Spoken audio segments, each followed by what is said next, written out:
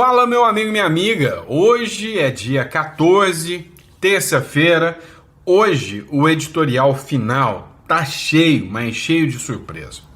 Rapaz, eu quase perdi 1.000 contos só por causa desse editorial, porque fizeram uma aposta comigo dizendo que o Eduardo Bolsonaro ia ficar inelegível com o processo, né, da tentativa de coação no processo, né? Porque ele foi lá para os Estados Unidos denunciar os abusos aqui. E aí me disseram que o Paulo Gonet ia denunciar o Eduardo Bolsonaro com certeza e pedir a prisão dele. Cara, se eu faço essa aposta eu ia perder, porque eu já apostava que o Paulo Gonet ia denunciar o Eduardo Bolsonaro, mas falhou, né? Ele deu para trás, recuou e não denunciou o Bolsonaro. Vou colocar na tela do aplicativo, só pra gente ir falando aqui. Então, Paulo Gonet surpreendeu muito com essa decisão. Outro tema que eu vou conversar com vocês é sobre o Fachin.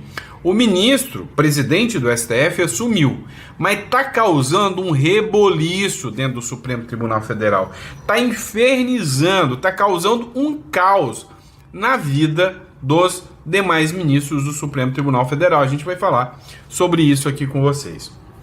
O Fux, por sua vez, hoje também deu uma decisão, e na decisão do Fux, mas ele jogou por terra tudo, né? Todo o discurso daquela tal trama golpista tabajara, mas ele detonou, né? E os demais ministros estão revoltados com ele. O ministro Alexandre de Moraes, por sua vez, teve que reconhecer, foi reconhecido o erro judicial, teve que voltar atrás e mandar soltar preso do 8 de janeiro por causa do reconhecimento do abuso de autoridade e do erro judicial que aconteceu no processo. Caramba, hoje tem muita reviravolta aqui. Então, para você que está me acompanhando aí, tá? Não esquece de se inscrever no canal, confere. Talvez você acha que está inscrito, mas não está inscrito, tá? Então, confere se você está inscrito no canal, confere, né, se a sua inscrição permanece aí, porque tem muita gente, né, que acha que está inscrito no canal e, na verdade, não tá bom? E bora pra cima, vem comigo, vamos de matéria. Olha só, o Paulo Gonet, se você me perguntar, Sandro, ele vai denunciar o Eduardo Bolsonaro? Eu falo, é claro, é óbvio que ele vai denunciar.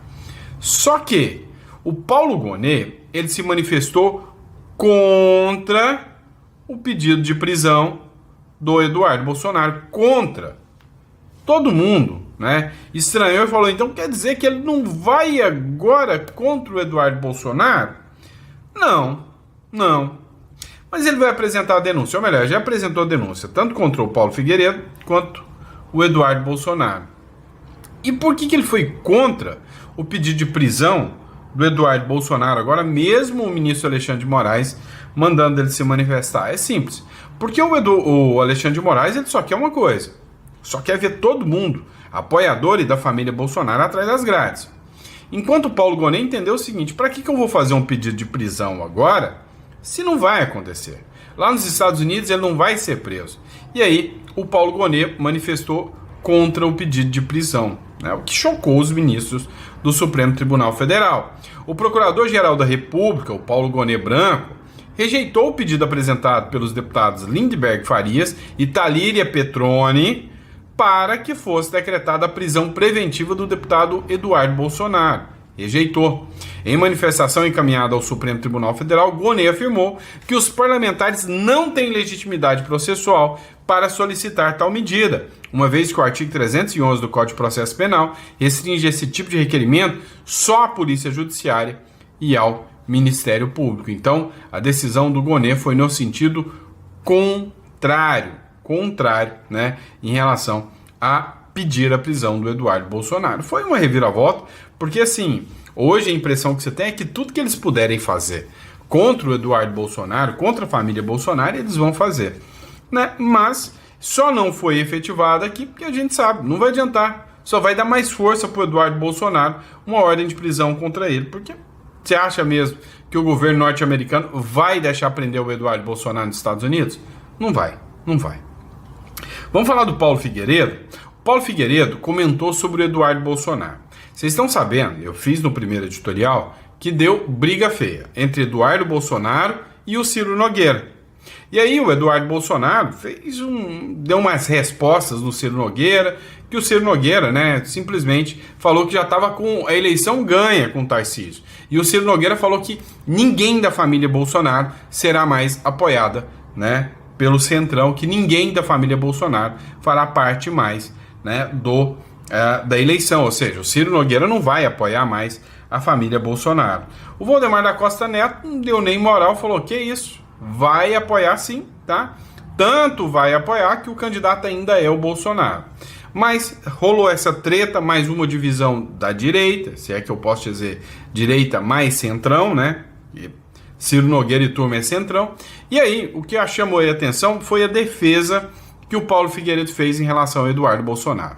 Acompanha aqui comigo. Qual é a ideia do Ciro Nogueira e do Centrão e do sistema para 2026? Já estava tudo programado.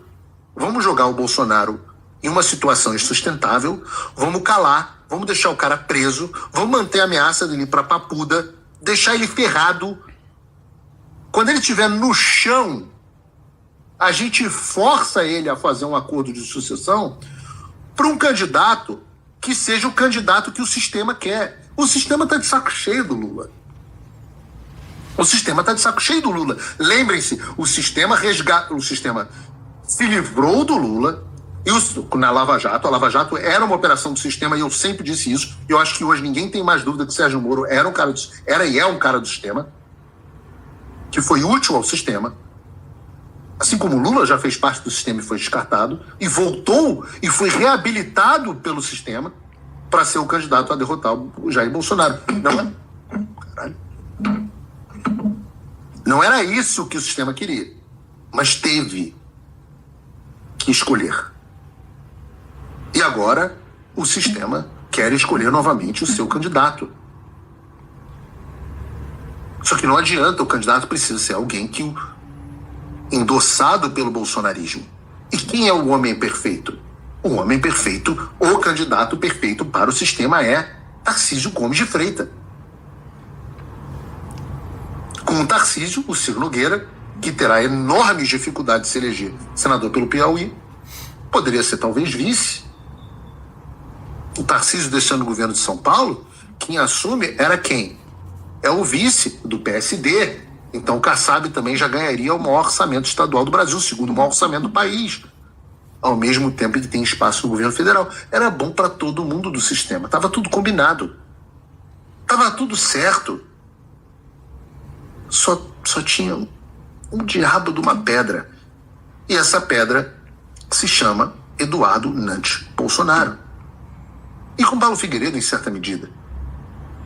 Com Eduardo no meio do caminho, o sistema começou a se desestabilizar. Quando o Eduardo começou a bombardear o regime, com apoio do Trump, e ainda se colocou como candidato extremamente viável à presidência, ao mesmo tempo em que se negava a obedecer os acordos Caracu e as chantagens feitas ao pai dele, o plano do Ciro Nogueira do Centrão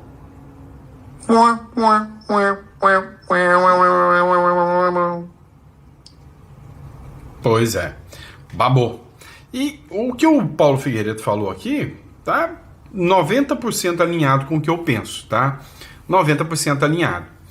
Não vou dizer que um Tarcísio é melhor do que um Lula, né? Mas não deixa de ser centrão, não deixa de ser sistema. Mas eu ainda acho melhor do que um Lula. Porém, entretanto, todavia, contudo, não acho que é o que vai dar o jeito e vai resolver o Brasil, né? Agora vamos falar disso aqui. Início de presidência de Fachin no STF provoca ressentimento em colegas. A posse de Edson Fachin na presidência do STF acendeu tensões internas. Ministros veem favoritismos, disputas por poder e ressentimentos velados. Nos bastidores, cresce a percepção de que o novo comando tenta redesenhar o equilíbrio dentro da corte. O que acontece aqui? Há quem diga que na gestão passada do Barroso, né, a figura do Alexandre de Moraes tinha um poder quase que sobrenatural. E também, né, o Gilmar Mendes. Então havia uma turma ali do Alexandre de Moraes, Gilmar Mendes e Barroso, que tinham um controle soberano, e aí tinha algumas figuras que se alinhavam a eles, mas a unicidade era no entorno deles. Entrando agora o Fachin está tirando o protagonismo, e a aposta que se tem é de que o STF agora, com a saída do Barroso, se sentiu incomodado com alguns abusos, com alguns atropelos, com alguns exageros de ministros como Alexandre de Moraes, como o próprio Barroso, que queimaram, diluíram a imagem da corte perante o Brasil. E aí o Fachin quer tentar retomar uma imagem da corte, e aí está meio que isolando esses ministros politizados. E aí tem muita gente falando, inclusive a matéria aqui fala que justamente podem rifar o Moraes, porque o Fachin não é tão chegado do Moraes e do Gilmar Mendes quanto o Barroso era, ou seja, aquela soberania dos dois está mais branda agora. Mas vamos lá, por falar em soberania, por mais brando, olha só, Fux volta a divergir e declara incompetência do STF e absolve de crimes os presos do 8 de janeiro, alguns presos. O voto dele, antes de mais nada, impecável, tá, pessoal? Um voto totalmente impecável, o voto do Fux. O voto do Fux diz o seguinte, abre aspas, não é razoável imaginar que manifestantes desarmados, e olha só o argumento, recolhendo recursos entre si para viajar em ônibus fretado, teriam uma articulação, fôlego financeiro, treinamento e capacidade bélica o suficiente para organizar um golpe de Estado ou abolir violentamente o Estado democrático de direito. Ora bolas, em grande parte idosos, E aí o Fux faz esse voto aí, mostrando mais uma vez a dissidência total com a turma que domina o Supremo Tribunal Federal, Total divergência com os demais.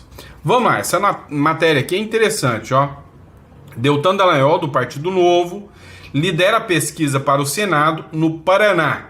Segunda vaga tem disputa acirrada. Tem hoje o Jeffrey Chicchini no Paraná, que é um nome bem cotado também, mas hoje, o entendimento majoritário é que o Deltan Dallagnol se tornou uma das figuras mais fortes e poderosas para disputar o Senado. Lembrando que ele já foi eleito deputado federal mais bem votado do Paraná e foi cassado por uma futurologia, por um jogo de cartas marcadas que aconteceu dentro do TSE, um abuso, um absurdo. O ex-procurador e ex-deputado federal Deltan Dallagnol lidera as intenções de voto para o Senado pelo Paraná. Segundo pesquisa divulgada pela Agile Pesquisas e Marketing nesta segunda-feira, o levantamento mostra Deltan Dallagnol isolado na primeira posição, com 29% dos votos. Caramba, olha só, 29%. O cara tá uma máquina dentro do Senado, lá no Paraná, das intenções de voto. Seguido por Alexandre Cury, que é do PSD, Centrão, com 18%, e Cristina Grêmio, com 17%. Minha torcida tá aqui, tá? Minha torcida tá aqui. E o Felipe Barros também, com 16%, apoiador do Bolsonaro, o Felipe Barros.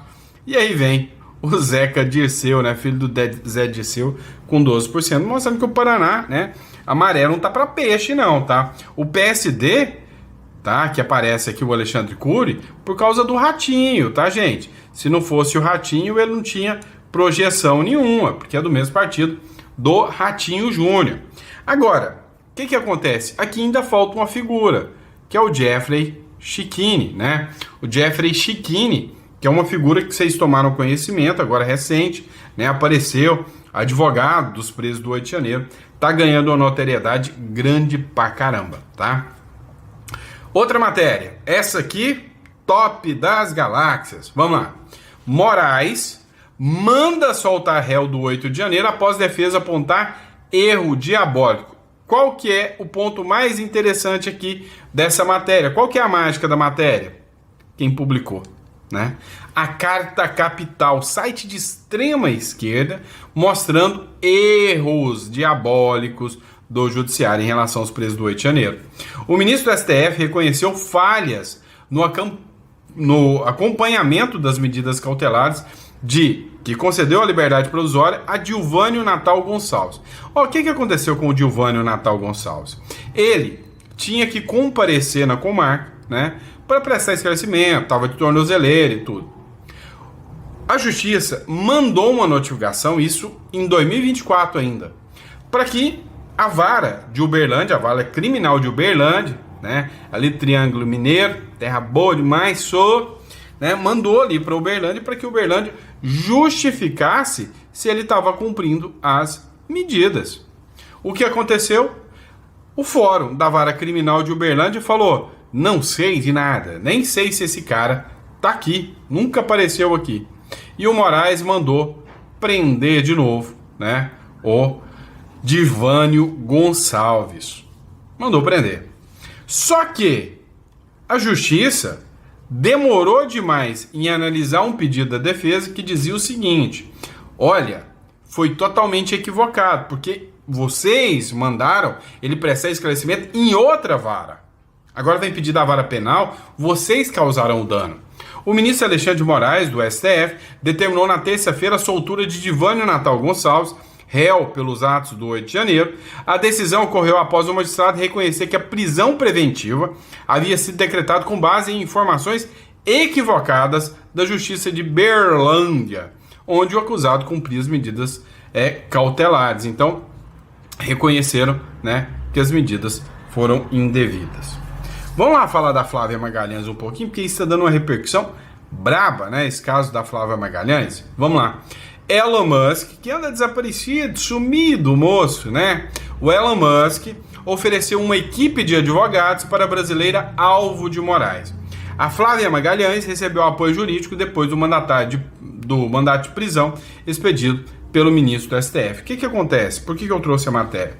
A Flávia Magalhães, ela fez uma entrevista para o Pitoli, lá da Rádio Ouro Verde, para mim hoje, uma das rádios mais corajosas do Brasil hoje, a Rádio Ouro Verde. Então fez a entrevista ali para a Rádio Ouro Verde, né? E aí ela falou que ela tem provas, né? Ela apresentou provas de uma ação ilícita do ministro Alexandre de Moraes. E com base nisso foi determinada a decisão de prender a Flávia. E aí, a Flávia, que mora nos Estados Unidos, foi determinado que uma pessoa, né, um adido da justiça, fosse lá nos Estados Unidos para investigar ela. O Elon Musk, ele entende que tudo que aconteceu até agora, né, todas as ações, Felipe Martins, entre outros, tem um potencial para chegar até o Alexandre de Moraes. Mas o Elon Musk reconheceu, e é por isso que ele mandou os advogados, né, para ir atrás do Moraes, porque ele entende que isso aqui pode gerar uma prisão forte, ou seja, uma determinação de prisão, inclusive incluir o Alexandre de Moraes na lista da Interpol, se ficar comprovado que ele realmente fez isso, tá? Vamos lá, matéria do Metrópolis que a gente vai analisar agora. Esse é o retrato do Brasil. Uma repórter ficou bem no meio do tiroteio em Salvador, ao vivo, ou seja, foi fazer uma cobertura, chegou lá, é troca de tiro, as facções tomando conta, né, mandando na polícia. Dá uma olhada. A gente tá ao vivo, a Rondesp tá indo pra cima. Mais tiros, mais tiros. Cuidado, Aldo, cuidado, Aldo. Tiroteio pesado, se abaixa, Aldo, se abaixa. Se aquartela, pelo amor de Deus, gente. Muitos tiros aqui agora ao vivo. Parece cuidado, que os Dani! Denilson se protege. Pelo amor de Deus, desce, desce, desce, cuidado. Muitos tiros aqui agora, Juca, mais tiros.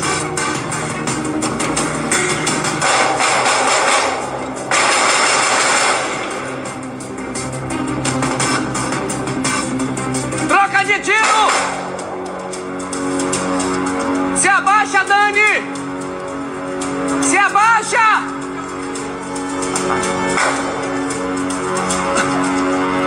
Meu Pai do céu, Jesus! Meu Pai, isso tudo ao vivo. O pau tá comendo aí, gente. O pau tá comendo, pede apoio aí. Dá pra ver? Cheiro forte. Tá tudo bem com você aí, Dani?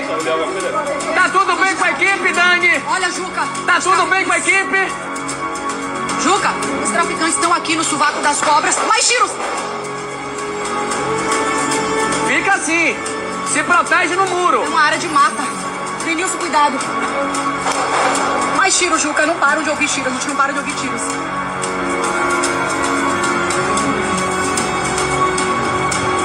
Realmente os traficantes estavam escondidos aqui, hein? Atrás de uma casa, numa área de mata, no sovaco das cobras. E a Rondesp Central agora trocando tiros com esses traficantes. Vamos ouvir. Ao vivo, viu, gente? Pede apoio aí, gente, apoio! Só tem uma viatura, 3 policiais! Só tem uma viatura, 3 policiais! Apoio! Urgente! Gessé, desloca aí também, Gessé! Desloca, Gessé! Pois você é hipócrita não, tá? Eu achei esse apresentador meio sensacionalista, né?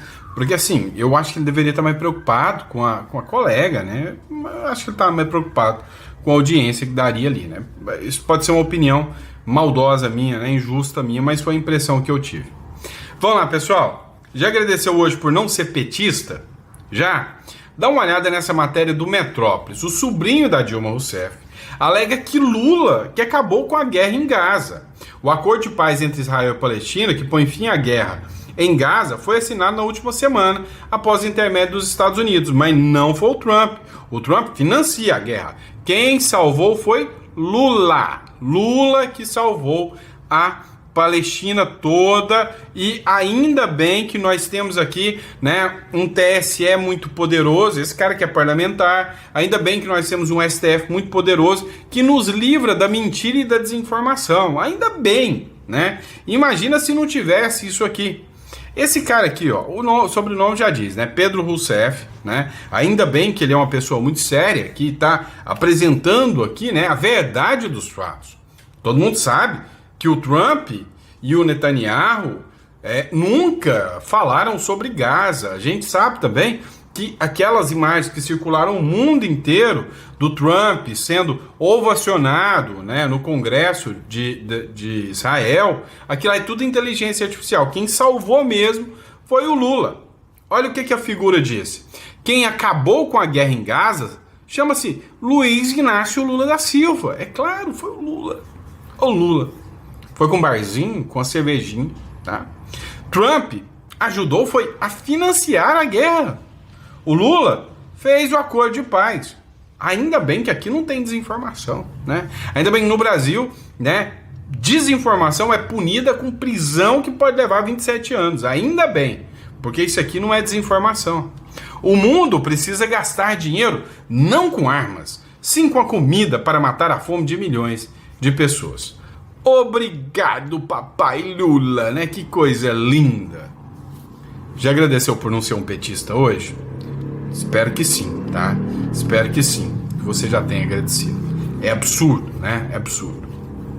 Vamos lá, pessoal. Essa matéria do Infomoney aqui eu achei muito interessante, pelo Walter Maciel. Olha só, eu gosto muito de fazer análise, né? Até o meu papel, meu trabalho. Eu sou mestre em comércio internacional pela Mercer University, tá? A Universidade de Miami. O que acontece, né? O que eu achei super interessante? Todo mundo fica falando da potência econômica que se tornou a China. E aí, o Walter Maciel aqui dá uma desmentida nisso aqui tão interessante, né? A matéria do Walter Maciel. A fortaleza americana. Por que a próxima década pertence aos Estados Unidos, né? Infomoney. Século XXI não será chinês, será americano, mais uma vez. Os Estados Unidos mantêm um soft power, o monopólio em áreas que garantem, como protagonista e responsável por dar as cartas no mundo na próxima década, segundo a análise de Walter Maciel. O colunista do Infomoney e CEO da AZ Quest aponta monopólio estruturais que nenhum rival, segundo ele, consegue replicar. Nem mesmo a China. A China enfrenta impossibilidades matemáticas, enquanto os Estados Unidos acumulam vantagens estruturais. Sua economia funciona como uma panela de pressão, sem válvula, ao passo que os Estados Unidos contam com instituições capazes de absorver crises. O que é interessante nessa história aqui? A economia americana, ela vem construindo de forma sólida, sabe? Década após década, com uma mudança de cultura no padrão americano, onde faz com que o americano tenha, né, o padrão de trabalhar para crescimento total do país. Então, a mentalidade de crescimento é do cidadão americano e não do Trump. Conquanto que na China, o que ele diz aqui, né, o colunista avisa e explica que a China funciona como uma panela de pressão. O Estado tampou a válvula e falou, não, agora vocês vão inchar. Ou seja, fazendo subsídio, fazendo investimentos, números inflados, né? E apostando que a economia chinesa chegaria a um ponto, tamanho, de que ele poderia soltar e tirar essa tampa da panela sem ela explodir. Não é o que vai acontecer. A crise imobiliária na China já está vazando. A crise dos carros elétricos já está começando a cair, né, na mídia. Então, se você está apostando, né, que o Brasil vai estar bem calcado, bem protegido com a China e não está apostando no dólar, eu acho que você é doido, tá? Eu estou apostando em dólar, não é à toa que eu mudei para o Uruguai, dolarizei tudo, tá? Tudo. Lógico, ainda tem investimento no Brasil, tá? Já estava lá, né? Tem até imóvel no Brasil, mas, cara, para mim foi tudo dolarizado, tá? Então eu aposto hoje que nos próximos 10 anos os Estados Unidos vai dar um boom e eu não acredito que a China vai conseguir acompanhar. Hoje estão juntos, né, Milley e Donald Trump lá na Casa Branca, né? E aí o Donald Trump fez vários elogios ao Milley, dizendo que a economia americana, né, que a economia argentina vai dar um salto, já está dando um salto. Hoje o Wall Street Journal fez uma matéria dizendo que o argentino, se for exitoso no que ele busca fazer, ou seja, se ele conseguir resultado, ele dá uma aula e uma lição para a República das Bananas aqui, para o Brasil. Inclusive, nessa reunião, o Trump citou e destacou uma ótima conversa com o Lula, o que acendeu um alerta aí. Será que o Trump está buscando o Lula para uma armadilha, para pressionar e negociar com o Lula, ou ele realmente caiu nas graças do Lula? O presidente dos Estados Unidos, Donald Trump, voltou a comentar a recente conversa com o presidente brasileiro, Luiz Inácio Lula da Silva. Durante reunião com o líder argentino, Javier Milei, nesta terça-feira, a Casa Branca, Trump afirmou ter tido uma ótima conversa com Lula. Abre aspas para o que o Trump falou. E o Brasil? Sim, eu tive uma ótima conversa com o presidente. Eu o encontrei antes de discursar na ONU e descobri que tinha desligado o meu prompter, né? Ou seja, descobri que eles tinham desligado meu prompter. Eu estava aqui e ao entrar encontrei o líder do Brasil. Eu falei com ele. Nós nos abraçamos e as pessoas dizendo, dá para acreditar nisso? Nós concordamos que vamos nos encontrar na próxima semana.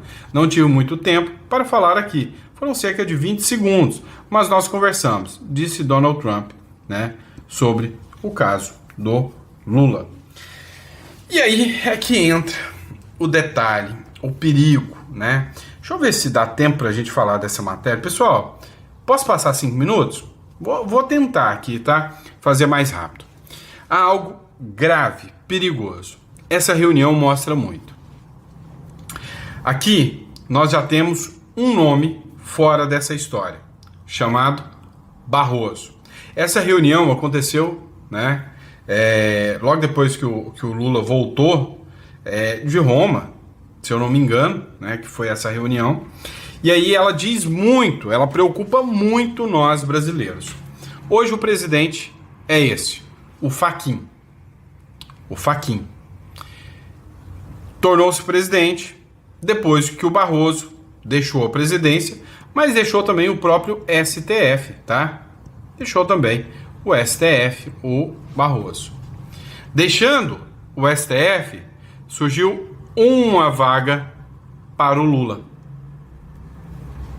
Acontece que a saída do Barroso já gerou um certo desgaste. E aqui o Fachin, como vocês viram na matéria, está gerando um desgaste com aqueles que eram mais alinhados ao Barroso, muito próximos ao Barroso, porque o Fachin tem um modelo diferente. E aí o Cláudio Dantas já anunciou a saída, né, possível da ministra Carmen Lúcia. E aí, com a saída da ministra Carmen Lúcia, o Lula tem mais um ministro do STF para indicar. Não agora. Não depois. Agora já. Ou seja, antes das eleições, o Lula deixa 2. Então não pense que a saída do Barroso foi só por medo da Magnífica. Também foi. Mas foi uma estratégia, um acordo, para que, mesmo que o Lula perca as eleições em 2026, ele permanece com o STF totalmente aparelhado. Você não entendeu a regra do jogo? Depois da Carmen Lúcia, hoje saem rumores que o próximo pode ser o Gilmar Mendes, que deixará mais um pro Lula. Ou seja, o Lula vai nomear 3 figuras se os 2 aqui saírem. São os 2 que provavelmente se aposentarão ainda no próximo mandato. E aí a aposta é que o Lula pode perder a eleição. Se o Lula perder a eleição, se o Lula sair da eleição, né, e não sair vitorioso, e ganha o Tarcísio, ou se surge um outsider como o Eduardo Bolsonaro, ou um Pablo Marçal da vida, e o jogo dá ruim, uma pressão norte-americana, porque eles vão sofrer pressão. Porque uma coisa é certa, o sistema já apostava na vitória do Lula. O sistema já sabia que o Lula ia ganhar. Ora, bolas, quer uma prova? A trama golpista. Como é que o Bolsonaro, enquanto presidente, poderia estar armando uma trama golpista no discurso deles, se ele era o presidente? Entendeu? Porque eles falam que a trama do Bolsonaro começou ainda em 2022, preparando o golpe todo. Mas peraí, não tinha acontecido a eleição ainda. Entendem? Então, eles já sabiam que tudo isso ia acontecer e eles já vinham preparando, né, a trama. Detalhe, se o Tarcísio ganha ou se um outro nome ganha, o Lula já indicou 3 figuras. Essas 3 figuras que o Lula indicou, provavelmente vai ser o Pacheco, provavelmente, né, vai ser também o Messias, né, o Jorge Messias, todos jovens, e tem mais um que o Lula ainda está definindo, todos jovens com menos de 50 anos. Resumindo, esses caras vão ficar com o progressismo no STF por mais 20 ou 30 anos no mínimo, tá? No mínimo 25 anos, tá? Com a ideologia de esquerda dentro do STF. Entenderam? Resumindo, hoje o Trump ainda tem vontade de aplicar a Magnitsky esse já está, e esta tem medo. Resumindo, o único que vai ficar ainda é o Alexandre de Moraes. É só o Alexandre de Moraes. Mas todos os demais, novinhos, bumbum de bebê. Por que o Trump vai colocar a lei Magnitsky no Pacheco, por exemplo? No Pacheco até pode, né? Mas é o que eles querem. Mas por que ele vai colocar no Pacheco? Ele entrou agora, ele não julgou o Bolsonaro. Ou no Jorge Messias. No STF ele entrou agora. Ou no terceiro, se o Gilmar Mendes também sair. Entrou agora. Então o que é que o Lula consegue com essa história? Garantir, né, a sua permanência no poder. Como? Mesmo perdendo a eleição. Então, o Lula antecipa e ele vai ter 9 ministros indicados pelo Lula. 9, né? Vão permanecer se saem essas 3 figuras. Então, pode ganhar Tarcísio, pode ganhar o Bolsonaro, que próximas eleições, nas próximas legislaturas, ninguém, né, será nomeado para o STF, mantendo o poder absoluto do Lula, mesmo que ele perca as eleições. Deu para entender o perigo disso aqui? Deu para entender o porquê que eu fico pistola com esse trem? né? Então é isso que está acontecendo. Ou você acha que eu falei besteira, tá? Você acha que eu falei besteira? O Fachin não é alvo da Magnitsky. Os que são alvos da Magnitsky podem pedir para sair. Talvez até o próprio Alexandre de Moraes saia e se lance candidato a presidente no lugar do Lula. Entenderam? Cara, esse jogo não tá favorável, né? Pelo menos por hora ainda, porque esses caras sabem jogar muito, muito bem. E a gente precisa ter isso em mente, que esses caras sabem jogar muito bem, tá? E é isso, pessoal. Espero que vocês tenham gostado do nosso editorial. Prazer e honra estar aqui com vocês, discutindo. Desculpa o vídeo mais longo, né? Mas valeu a pena, né? O vídeo mais longo um pouquinho hoje valeu a pena porque foi muito esclarecedor, tá? Então, vocês que estão aqui, ó, vocês estão vendo. Se você teme que o que eu tô falando não é besteira, tá? Entre em contato aqui com 16 99321 0648 e fale com a Imigra Mais, tá? Olha, o meu medo é que com as medidas extrapoladas dessa turma comunista, o real sofra uma desvalorização muito grande, tá? Meu medo é que eles mantenham as pautas progressistas cada vez mais fortes e o Brasil vá se isolando cada vez mais. Esse é o meu medo. Hoje, meu motivo de não viver no Brasil mais, e eu pude optar por isso, é a questão da falta de liberdade de expressão, tá? Falta da liberdade de expressão. Esse é o grande problema que eu reconheço hoje no Brasil, tá? Mas existem outros problemas que vêm por aí, tá bom? E é isso, meu amigo. Muito obrigado pela confiança, pela credibilidade. E Migra Mais 16 99321 0648. Melhor assessoria para o Uruguai e Paraguai do Brasil. Pode entrar em contato aí, tá bom? Obrigado, pessoal. Fica com Deus.